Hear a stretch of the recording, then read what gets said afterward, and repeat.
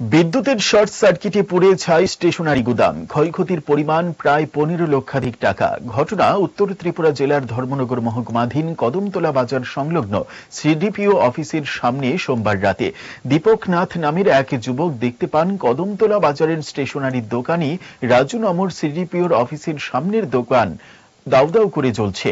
তড়িঘড়ি বাজার ব্যবসায়ীদের জানালে খবর দেওয়া হয় প্রেমতলা দমকল অফিসে। খবর পেয়ে দমকল কর্মীরা ঘটনাস্থলে এসে আগুন নিয়ন্ত্রণে আনেন, কিন্তু ততক্ষণে আগুনের লেলিহান শিখায় গোটা গুদাম জ্বলে পুড়ে ছাই হয়ে যায়। দমকল কর্মীদের প্রাথমিক অনুমান বিদ্যুতের শর্ট সার্কিট থেকেই হয়তোবা এই আগুনের সূত্রপাত।